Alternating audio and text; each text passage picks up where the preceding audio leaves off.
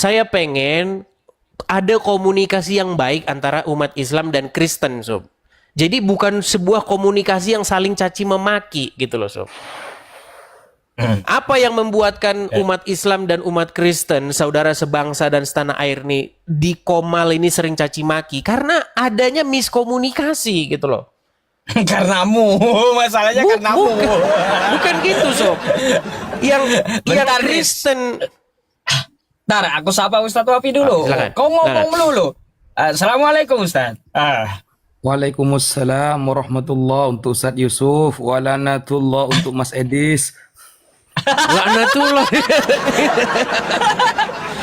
Dibilang katanya laknatullah kepada saya. Walanatullahi ajma'in lah. Nah, kan di Al-Qur'an kan ada ayat begini Ustadz, walanatullahi 'alal kadzibin. Untuk orang-orang yang mendustakan ayat-ayat Allah kan begitu. Ya, betul. Padahal yang mendustakan ayat-ayat Allah itu umat muslim sendiri. Oke, saya tanya sama Ustadz Wafi lah. Ustadz Wafi, kita sama-sama setuju ya Ustadz Wafi ya, bahwa setiap kata itu punya definisi. Punya makna. Di dunia ini ada ribuan bahasa, tidak ada satupun kosakata yang tidak punya makna. Setuju? Oke, terus? Oke. Tolong Ustadz Wafi jelaskan kepada saya dan juga kepada umat. Sebenarnya definisi kata Rob itu apa? Mulai dulu ini aja kan dia bahas.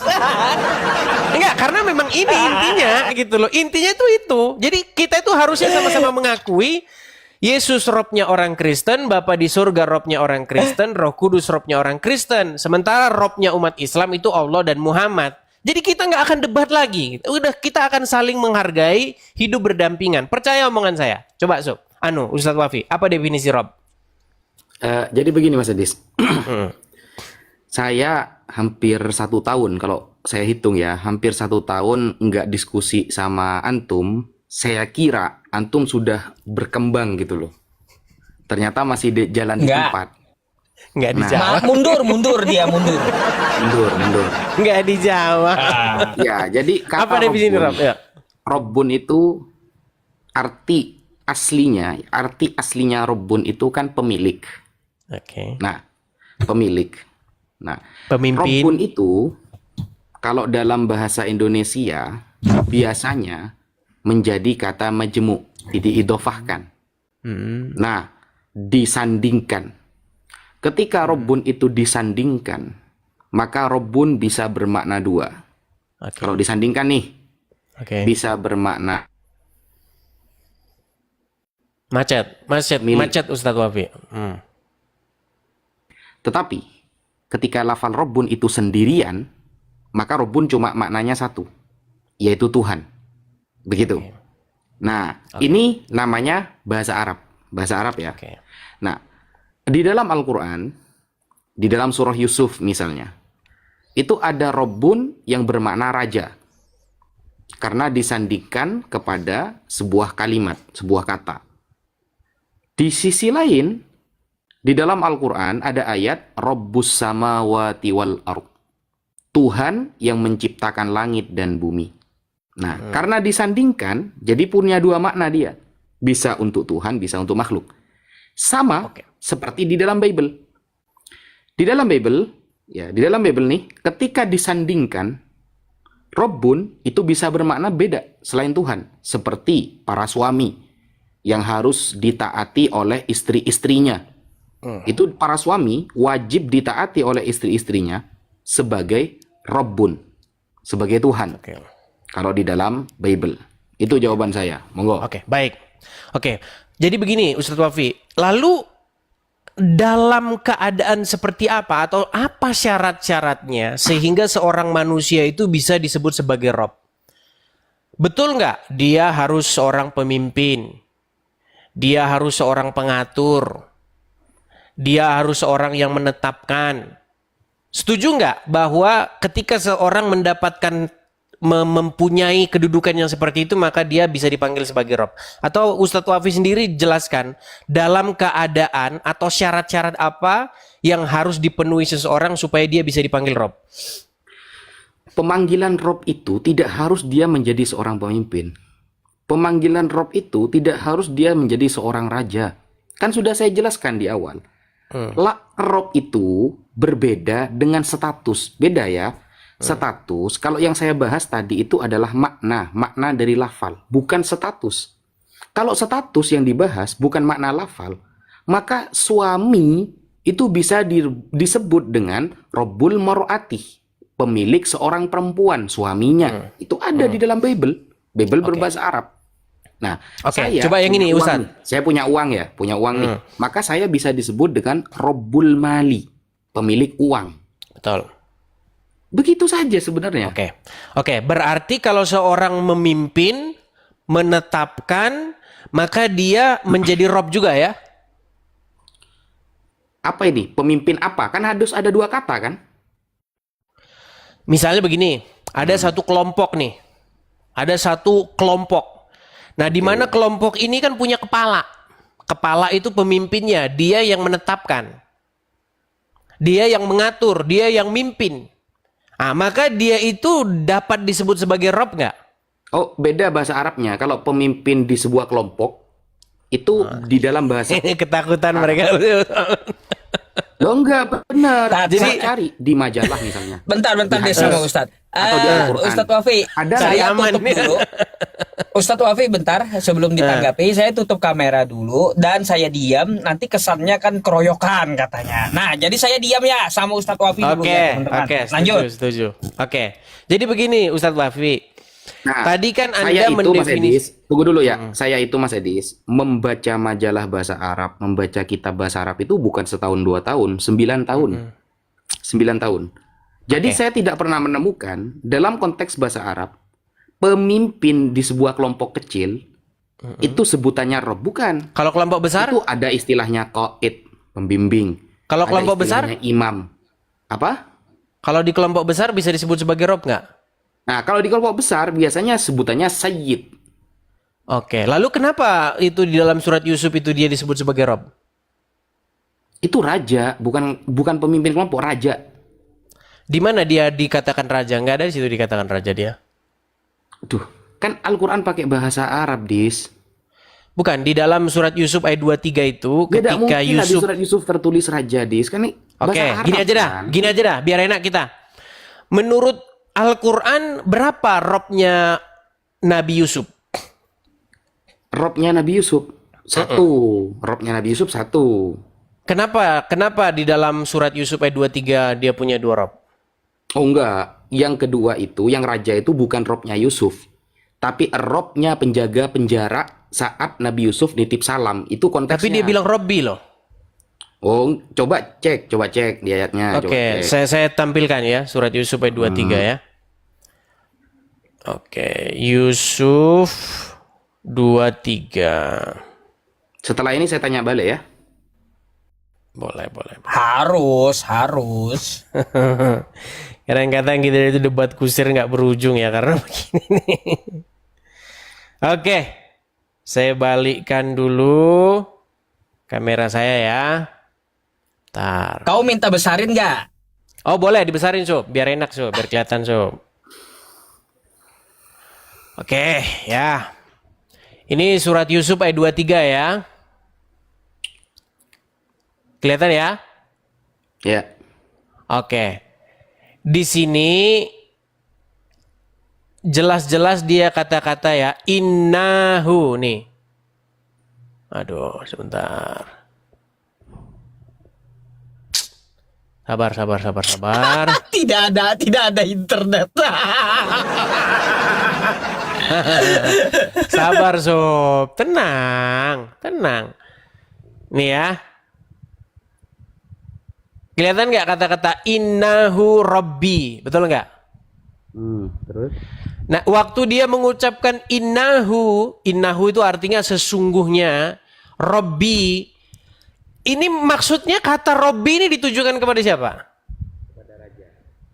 Nggak kedengeran? Kepada raja. Nggak kedengeran. Kecil Tat, suaranya kecil. Kepada raja-raja. Oke, berarti ditujukan kepada manusia, betul? Ya, manusia. Nah, waktu dia bilang Robbi itu manusia, Allah termasuk Robbinya juga nggak? Iya, terus?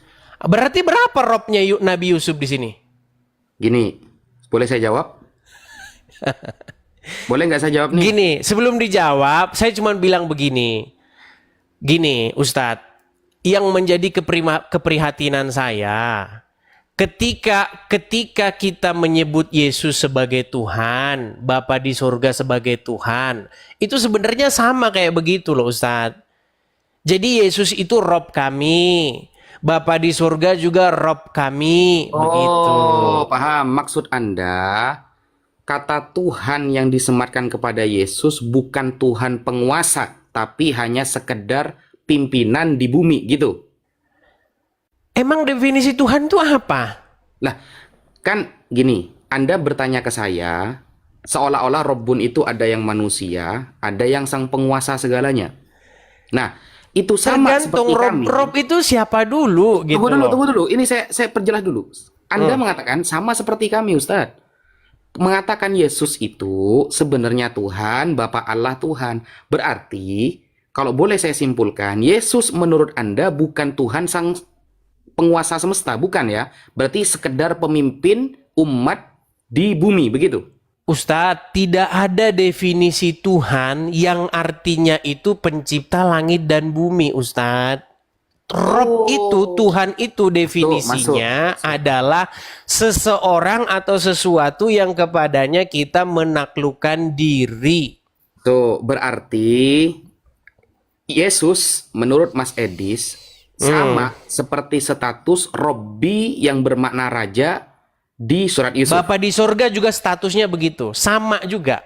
Sama. Bukan berarti cuma Yesus aja, Bapa di sorga juga statusnya juga Rob yang seperti itu.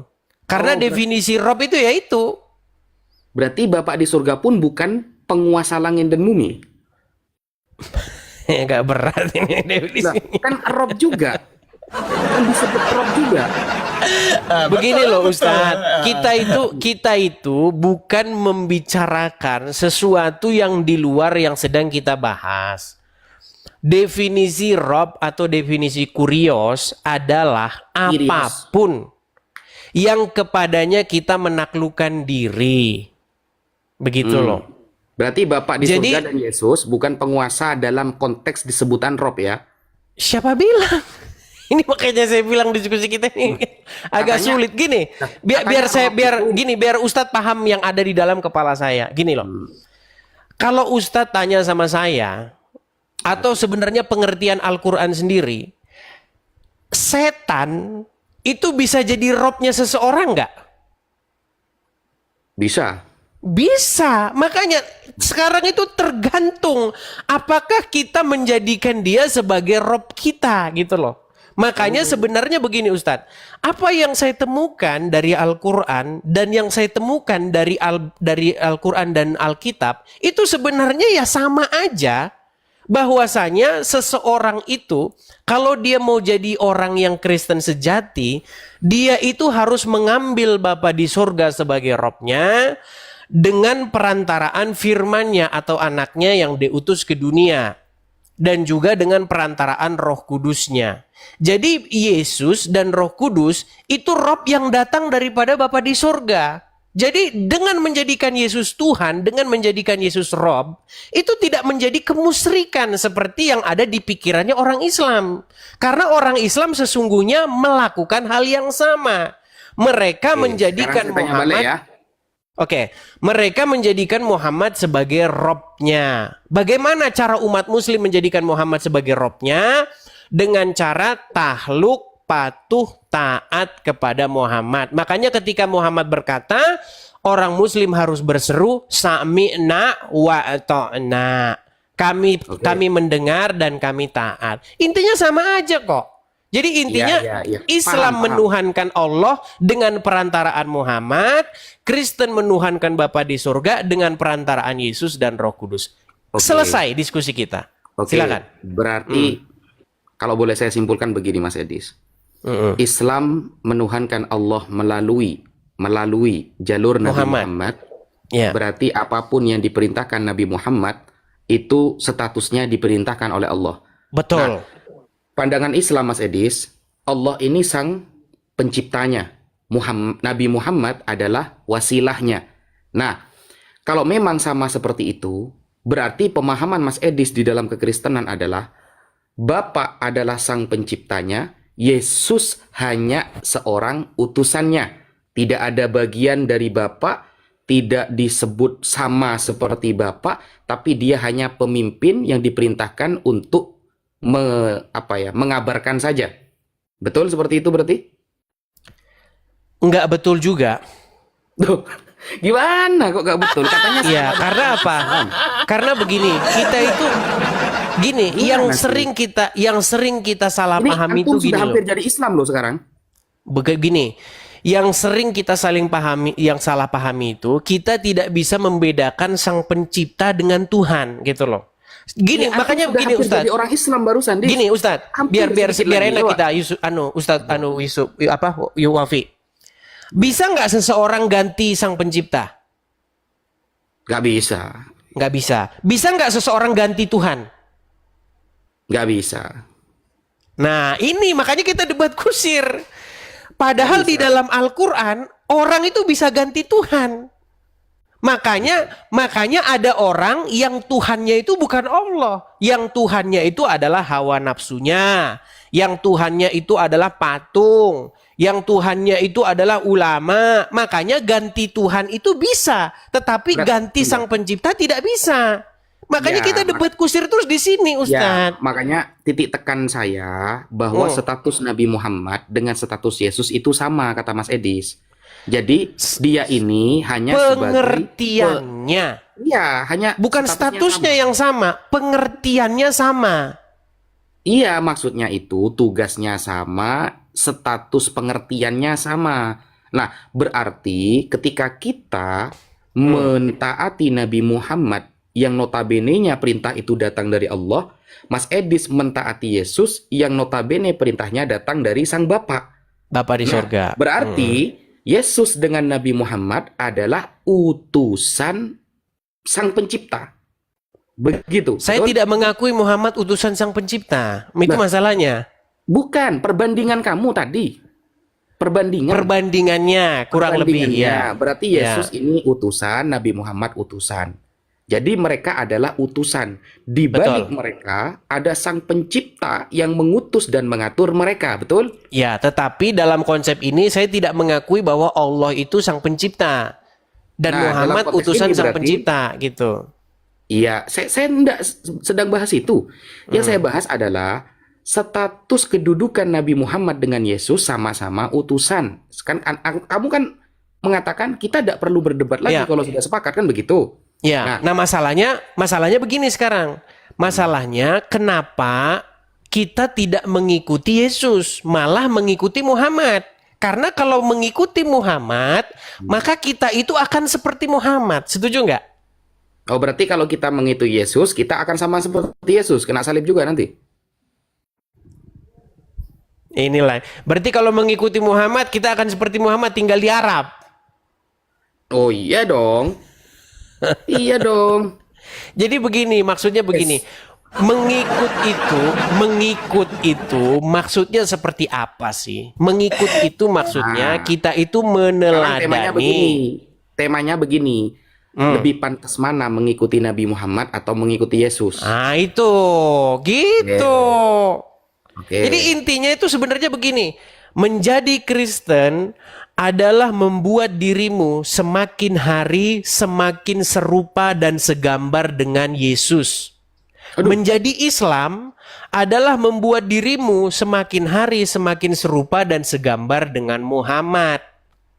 Nah, masalahnya kalau orang mirip seperti Muhammad itu akan bahaya.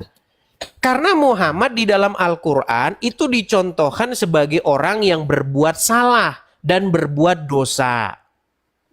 Contoh. Sudah. Betul nggak kalau Muhammad di dalam Al-Quran itu berbuat salah dan berbuat dosa? Sudah nggak? Kalau sudah gantian. Selesaikan dulu. Nggak apa-apa. dijawab sama dia.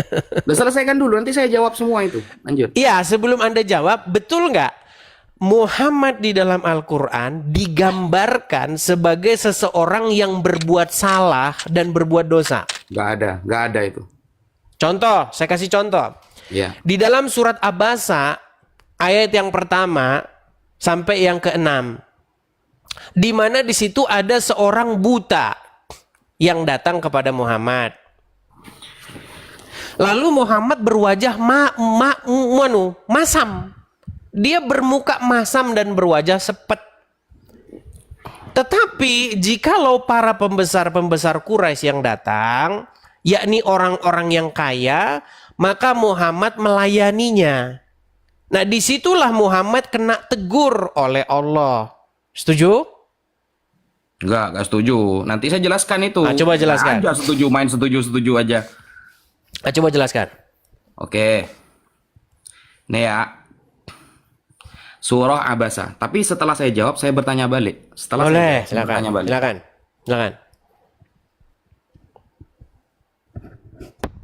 Kabur nanti ini di sini. Kalau saya ini nggak perlu saya tidak perlu banyak kesana kemari, enggak, langsung data yang saya sebutkan. Langsung data. Begitu ya. Nih ya. Bismillahirrahmanirrahim. Abasa wa tawalla an ja'ahul a'ma. Saat itu wajah Nabi bermuka masam ketika ada seorang buta yang mendatanginya. Nah, kenapa wajah Nabi bermuka masam, Mas Edis? Apakah karena yang datang adalah orang miskin? Bukan pembesar Quraisy orang kaya? Oh, tidak Mas Edis. Coba kita sebutkan. Ini ya, Abasa wa tawalla. Wahua, siapa? Aktor yang buta itu siapa? Namanya Ibnu Ummi Maktum. Namanya nih yang datang kepada Nabi nih. Wasmuhu Abdullah bin Shurah bin Malik bin Robi'ah Al-Fihri. Itu nama panjangnya. Beliau datang min Bani Amir Bani Lu'ay. Dia datang dari Bani Amir Bani Lu'ay. Wadzalika annahu ata Rasulullah. Saat itu dia mendatangi Rasulullah. Wahwa yunaji Utsbah bin Robi'ah wa Aba Jahl. Dan dia ingin mengutarakan tentang Utsbah bin Robi'ah dan Abu Jahal bin Hisham. Nah, kemudian apa yang menyebabkan Nabi Muhammad di sini masam? Nah, kemudian yad'uhum ilallah yarju islamahum. Kemudian beliau Rasulullah mendoakan kepada Allah agar mereka itu menjadi umat Islam. Faqala Ibnu Ummi Maktum, Ya Rasulullah, wahai Rasulullah, akri'ni wa 'allimni mimma 'allamakallah. Berikan aku pengetahuan tentang apa yang telah Allah ajarkan kepadamu. Faja'ala yunadihi wa yukarrirun nida. Dia berkali-kali memanggil Nabi. Berkali-kali. Wala yadri annahu mukbil ala ghairihi hatta karahiyatu fi wajhi Rasulillah liqat'i kalamihi.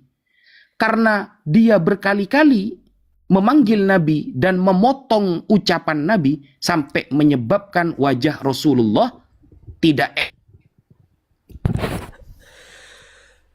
ini ada dalilnya nih. Wa yukarrirun nida. Memanggil Nabi sampai menyebabkan wajah Nabi nggak enak kepada dia. Liqat'i kalamihi. Ini ya ada lafal liqat'i kalamihi. Mana tadi, guys? Karena dia memotong-motong pembicaraan Nabi. Bukan karena dia adalah orang miskin, dia adalah orang kaya. Oh, bukan ya. Saudaraku, bukan. Jadi jangan ngarang-ngarang cerita. Tampilkan.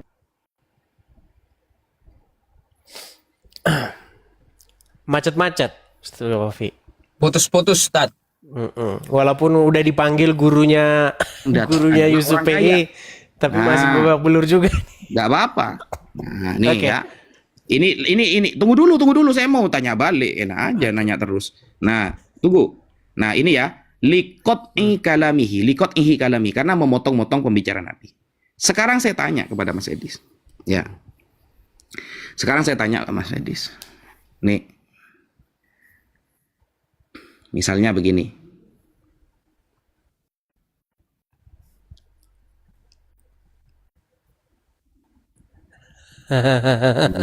Yusuf Jangan udah panggil. panik dulu, Des. Yusuf udah panggil Belum juga gurunya. ditanya, udah panik Edisnya. Jangan panik dulu lah kau. Nih. Belum lagi. Misalnya, Oke. misalnya Yesus mengatakan dalam Matius 15 nomor 26. Jawab Yesus kepadanya, "Kamu bukan orang Yahudi." Jadi ini berbicara etnis nih ya. Sok paling suci sukunya nih. Kamu bukan orang Yahudi. Kalau aku menolong kamu, itu sama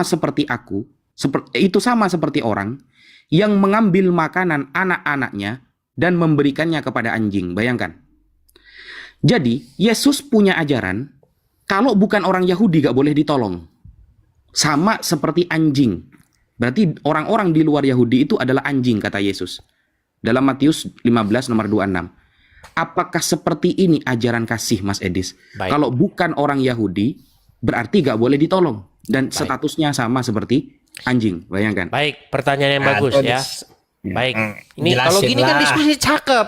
Ini diskusi mantap kalau begini. Jadi kita itu berusaha membangun komunikasi yang baik ya. Biar Islam dan Kristen tuh enak diskusinya, nggak maki-makian. Udah bosen lah kita denger maki-makian. Baik, pertanyaan yang bagus ya. Pertama saya tanggapi dulu yang Al-Quran tadi. Begini, di dalam surat Abasa ayat yang pertama tadi, itu tidak ada ayat Al-Quran menyebutkan bahwa orang tersebut memotong-motong omongan Muhammad sampai membuat wajah Muhammad bermuka masam.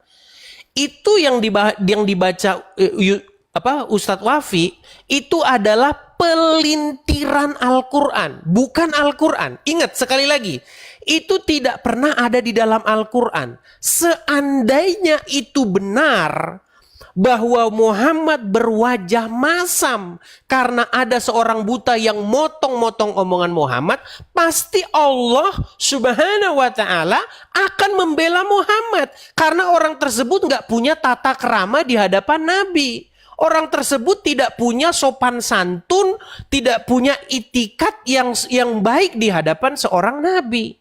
Pasti Allah akan membela Muhammad. Tetapi ayat Al-Quran berbunyi bahwa itu dikontrakan dengan seorang kaya. Makanya di ayat selanjutnya, akan tetapi jikalau pembesar-pembesar Quraisy yang datang kepadamu, maka engkau melayaninya. Makanya di dalam ayat tersebut dikatakan, dia Muhammad berwajah masam dan berpaling ketika seorang buta datang kepadanya. Ayat keempatnya, ayat ketiganya, tahukah kamu bahwa barangkali ia ingin membersihkan diri? Ini udah ada klarifikasinya. Nggak ada di sini dikatakan dia datang kepadamu untuk memotong omonganmu. Nggak ada.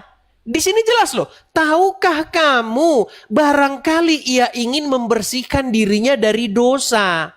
Atau ia ingin mendapatkan pengajaran. Lalu pengajaran itu memberi manfaat kepadanya.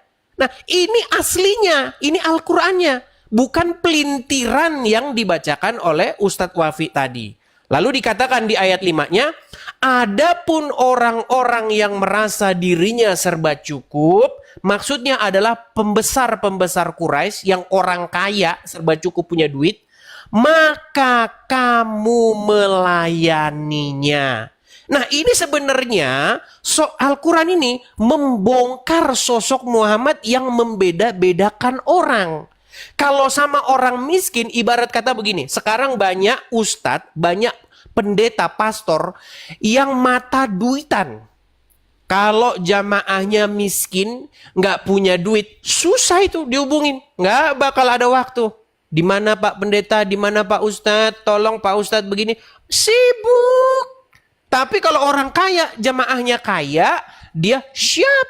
Nah ini sosok Muhammad digambarkan yang seperti itu. Makanya kita itu tidak boleh mirip dengan Muhammad.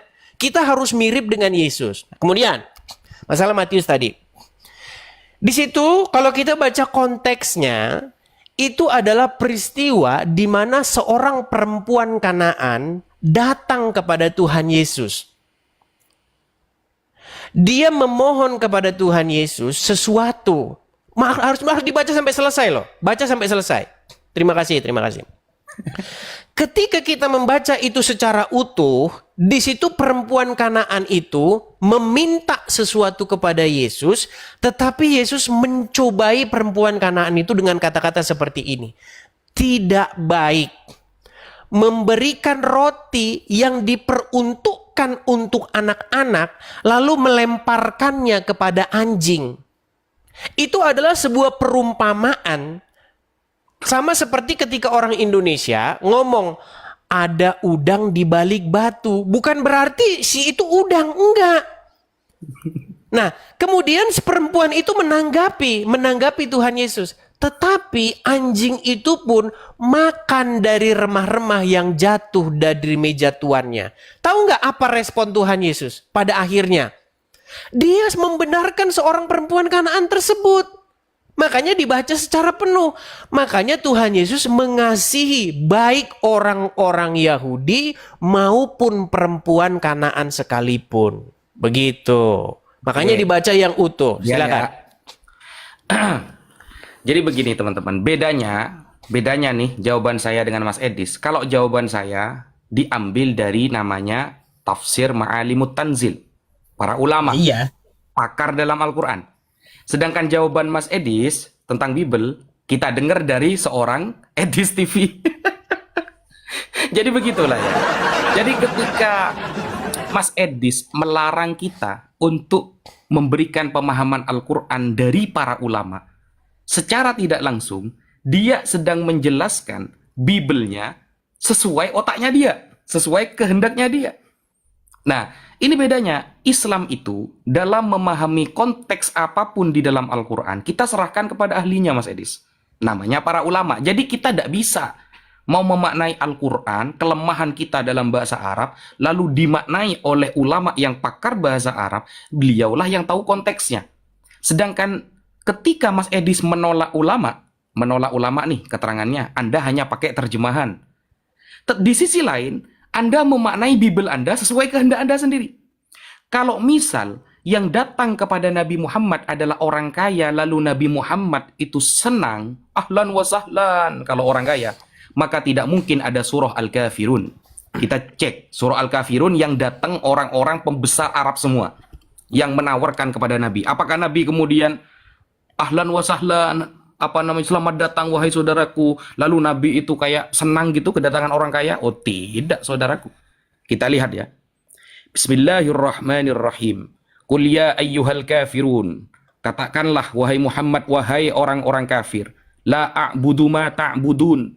Aku tidak akan menyembah apa yang kalian sembah, wala antum a'biduna ma a'bud, dan kalian tidak akan menyembah apa yang aku sembah. Ini jawaban tegas ketika siapa yang datang kepada Nabi, ini ya, nazalat fi rahtin min Quraisy. Ini datang ketika utusan-utusan pembesar Quraisy datang kepada Rasulullah. Salah satunya adalah Al-Harith bin Qais As-Sahmi. Kemudian Wal-As bin Wa'il. Kemudian Al-Walid bin Al-Mughirah. Wah, ini orang-orang kayanya. Ini pimpinan ini. Pimpinan Quraisy yang kaya-kaya ini yang datang ini. Kemudian bin Abdi Yaghuth. Kemudian Wal-Aswad bin Al-Muttalib bin Asad. Wa Umayyah bin Khalaf. Qalu ya Muhammad halumma fattabi. Wahai Muhammad, ayo ikuti kami, fattabi dinana, wa nattabi dinaka. Nanti kalau kamu ikut agama saya pun akan ikut agama kamu. Tapi Allah langsung turunkan surah Al-Kafirun bahwa Nabi Muhammad jangankan senyum, tapi beliau menjawabnya dengan tegas tanpa senyuman, menunjukkan bahwa beliau Rasulullah, beliau bukan utusan dunia, tapi beliau adalah utusan Allah Subhanahu wa taala. Ada buktinya dalam Al-Qur'an. Makanya kata Mas Edis, jangan dibaca separuh-separuh.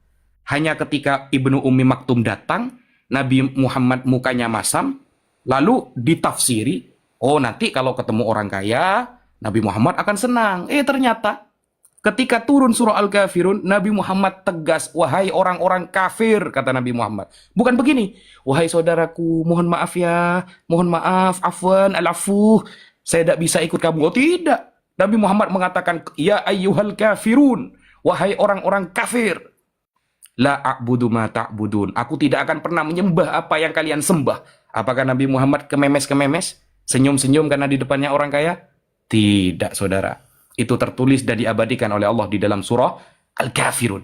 Sedangkan kita dari tadi, ketika bertanya tentang Matius, bahwa kata Yesus, jawab Yesus adalah, ketika aku menolong kamu, karena kamu bukan orang Yahudi, berarti aku menolong anjing. Berarti orang yang di luar Yahudi, kata Yesus, adalah anjing. Kita tidak menjelaskan keterangan itu dari pakarnya. Tapi Mas Edis langsung menjelaskan pribadinya. Bahkan Mas Edis mengatakan ini kan perumpamaan. Oke, kalau kita mau bahas perumpamaan Mas Edis, saya mau tanya, ilmu untuk memahami perumpamaan Bible itu namanya ilmu apa Mas Edis? Kalau Al-Quran, kita punya balaghah. Balaghah babnya dibagi menjadi 3. Ada ma'ani, ada bayan, ada bade'.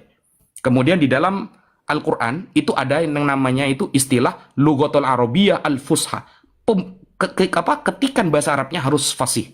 Ada balaghahnya, ada majaznya, ada apa namanya itu, majaz itu dibagi menjadi 2. Ada majaz mufrad, ada majaz murakkab, kemudian ada kinayahnya. Bayangkan. Perumpamaannya ada, namanya ilmu balaghah. Sekarang saya tanya nih sama Mas Edis. Kita dengarkan ada 34.000 orang. Saya pengen nanya ilmu majaz, ilmu perumpamaan untuk memahami bahasa Yesus. Namanya ilmu apa dan ilmunya terbagi menjadi berapa? Silahkan dijawab Mas Edis. Baik. Ilmu Alkibul lah, Tat. Baik, agak sedikit melebar ini Kalau kemana-mana. di Bible itu ilmu Alkibul itu. Sup, kamu diem aja lah Sup. Kamu udah panggil gurumu ini karena kamu nggak mampu berdebat dengan saya. Oke, baik. Saya jawab ya. Jadi begini, ini sangat-sangat memprihatinkan ya. Karena tadi Ustadz Wafi mengatakan begini, inilah kami Islam. Saya menjawab berdasarkan tafsir. Saya menjawab berdasarkan kitab. Sementara Edis menjawab berdasarkan pikirannya sendiri. Ini ada kesalahan fatal di sini. Begini. Al-Quran itu bukan kitab untuk para ustadz. Al-Quran itu adalah kitab untuk manusia. Sementara umat muslim telah membuat Al-Quran itu hanya untuk ulama-ulama saja. Tidak boleh orang-orang seperti Ustadz Wafi, Yusuf PI pakai akalnya, tidak boleh pakai pikirannya. Harus pakai pikirannya ulama-ulama. Nah, pemahaman seperti ini teman-teman, apalagi di Indonesia, itu sudah dicekokin dari orang itu masih kecil.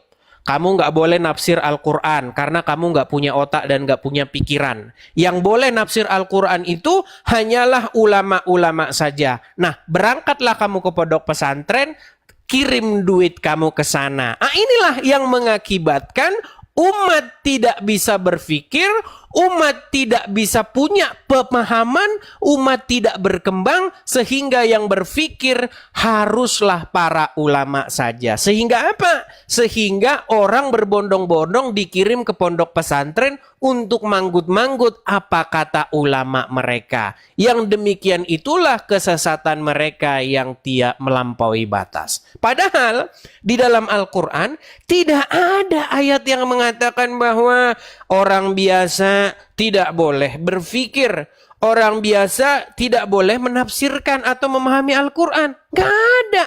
Al-Quran itu memang harus dipahami oleh para pembacanya semua.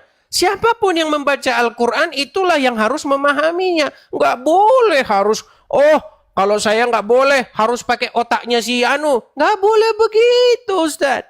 Lagian kalau akhirnya kita mengikuti para ulama tadi yang Pak Ustadz tunjukkan tadi kitabnya, kita malah tersesat karena apa? Karena mengikuti pelintiran dan karangan-karangan mereka. Karena apa? Karena Al-Quran jelas mengatakan orang itu datang kepada Muhammad bisa jadi dia ingin mendapat pelajaran. Boleh jadi dia mencari petunjuk, tapi buru-buru difitnah. Bahwasanya dia datang kepada Muhammad katanya untuk motong-motong omongan Muhammad. Nah, inilah yang mengakibatkan umat muslim sekarang sudah menuju kepada sebuah pemahaman bahwa Al-Quran itu hanya boleh dipahami dan dipelintir oleh ulama-ulamanya. Itu pertama. Kemudian yang kedua, tadi Ustadz Wafi mengatakan kepada saya bahwa saya itu menjawab berdasarkan pikiran saya sendiri. Jadi Ustadz Wafi membawa kebiasaan dalam agama Islam bahwa orang Kristen itu harus menjawab Bible berdasarkan pelintiran orang. Tidak seperti itu metode dalam Kristen. Metode dalam Kristen adalah membaca apa yang tertulis di dalamnya. Saya bacakan. Tadi ini kan yang Pak Ustadz bahas. Baik, saya balik dulu kamera saya. Bisa dibesarkan Yusuf PI. Nih. Ini enaknya orang Kristen, bukan pakai kitab pelintiran. Kita pakai apa yang tertulis saja di dalamnya. Perhatikan, perempuan Kanaan yang percaya. Jadi orang-orang Kanaan itu sebelumnya saya kasih dulu backgroundnya ya. Orang-orang Kanaan itu berbeda keyakinan dengan orang-orang Yahudi. Orang-orang Kanaan ini adalah penyembah dewa Molokh. Mereka berbakti kepada allah-allah lain. Dikatakan, lalu Yesus pergi dari situ dan menyingkir ke daerah Tirus dan Sidon. Maka datanglah seorang perempuan Kanaan dari daerah itu dan berseru, kasihanilah aku ya Tuhan, anak Daud, karena anakku perempuan kerasukan setan dan sangat menderita. Tetapi Yesus sama sekali tidak menjawabnya. Lalu murid-muridnya datang dan meminta kepada Yesus, suruhlah ia pergi. Ia mengikuti kita dengan berteriak-teriak.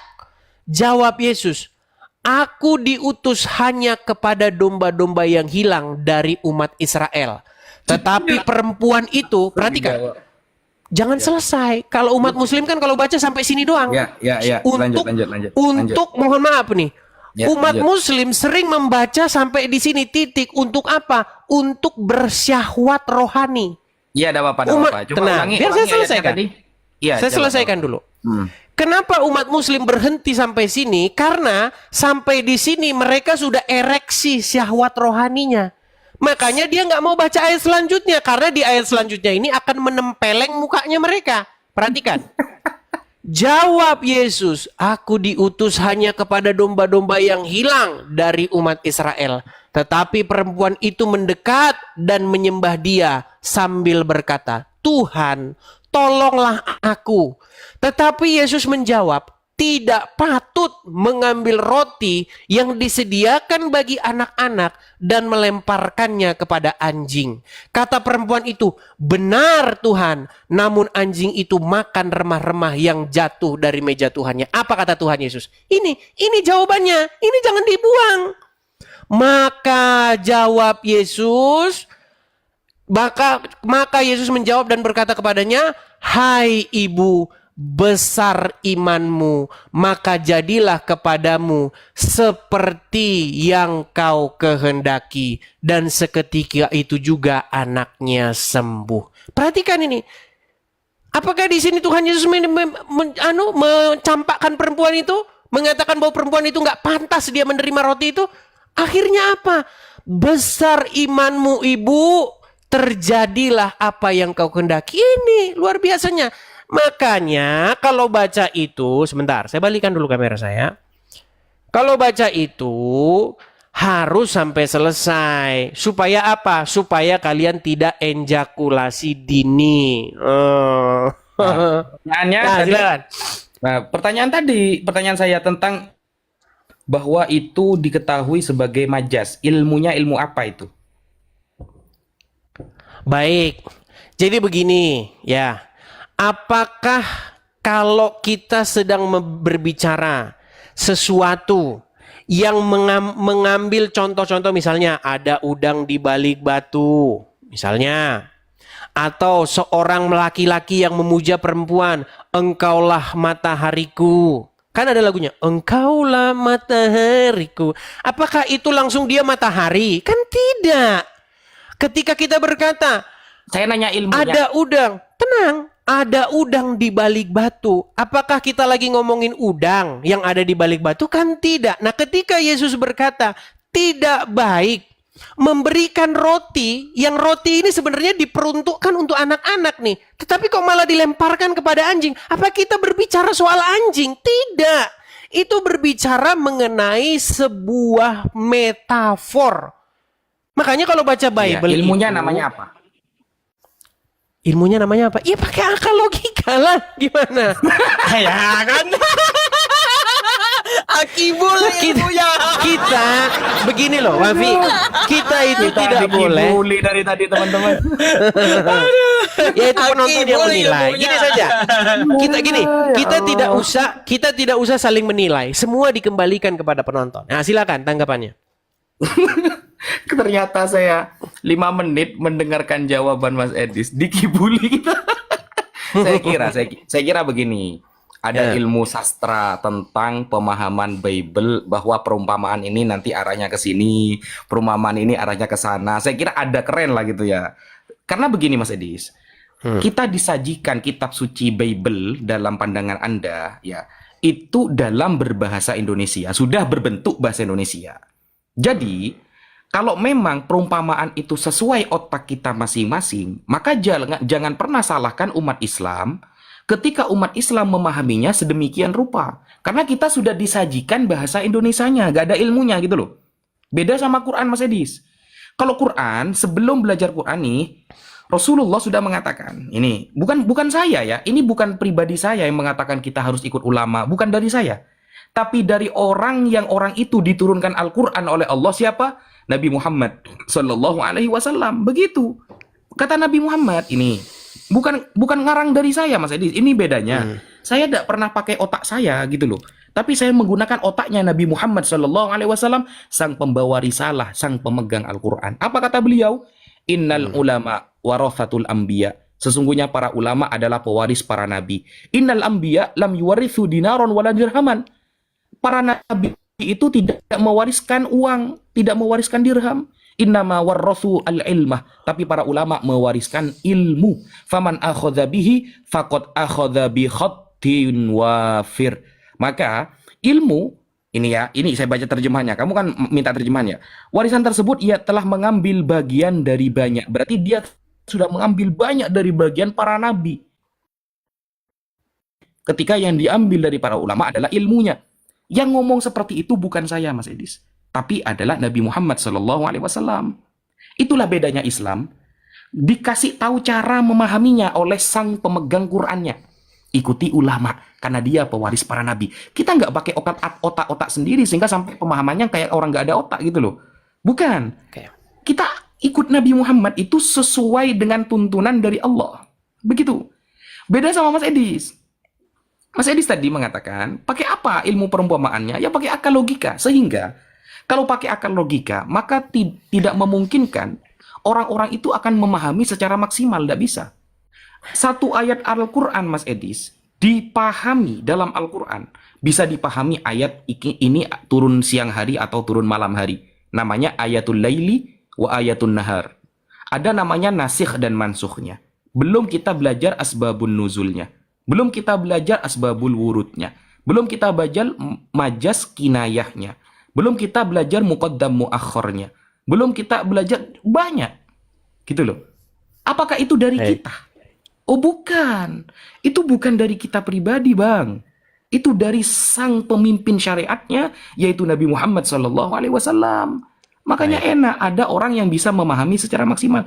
Kalau kita disodorkan terjemahan, tidak ada ilmu yang digeluti dalam memahaminya, maka wajar semua orang menyatakan dirinya ada Roh Kudus. Yang oneness bilang dirinya ada Roh Kudus. Yang Advent mengatakan dirinya ada Roh Kudus. Tunggu dulu, jangan kepanasan, santai Mas. Saya kan mendengarkan secara seksama dari tadi kan. Nah gitu. Ya, yang oneness mengatakan dirinya ada Roh Kudus. Yang Yahudi mengatakan dirinya golongan yang selamat. Semuanya seperti itu. Begitu. Baik. Dicari mana data yang maksimal, nggak ada. Nggak ada Mas. Baik. Sehingga begini Mas. Tunggu dulu, santai. Okay. Ketika sampean membacakan bukan surah, dalam Matius 15 tadi, ini kan bahasa Indonesia ya. Ini bahasa Indonesia. Berarti kita boleh memahaminya itu, kata Mas Edi, sesuai dengan otak dan akal. Nah, jadi begini. Kalau kita memahaminya,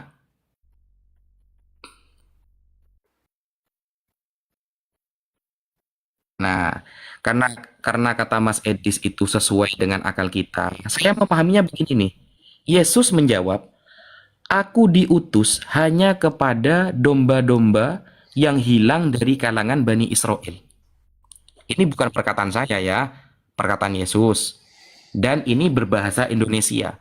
Aku hanya, kata-kata hanya berarti dia diberikan keleluasaan menyampaikan kabar dari Tuhan itu hanya tingkat lokal. Karena hanya. Aku diutus hanya untuk domba-domba yang hilang dari kalangan Bani Israel. Maka pantas ketika Yesus mengatakan kepada perempuan itu, apakah kamu orang Yahudi? Apakah kamu orang Yahudi? Kalau kamu bukan Yahudi, berarti aku sama dengan memberi kamu makan kepada anjing. Memberi makan kepada anjing. Dibatasi oleh Yesus kalimatnya. Hanya orang Yahudi. Dan di sini dia mengatakan, diutus hanya untuk domba-domba yang hilang dari kalangan Bani Israel. Lebih percaya siapa? Saya kepada Edis atau saya kepada Yesus? Ya jelas saya lebih percaya Yesus, Mas Edis. Yesus mengatakan dia hanya diutus kepada bangsa Israel. Bani Israel. Lah, Mas Edis kan orang mana? Orang Lampung. Misalnya sukunya Batak. Mas Edis orang Batak. Mau dikaitkan ke Bani Israel, nanti jalurnya lewat Fir'aun nanti itu. Bukan lewat Musa gitu. Jalurnya nanti lewat Fir'aun, bukan lewat Musa. Sehingga bisa gitu.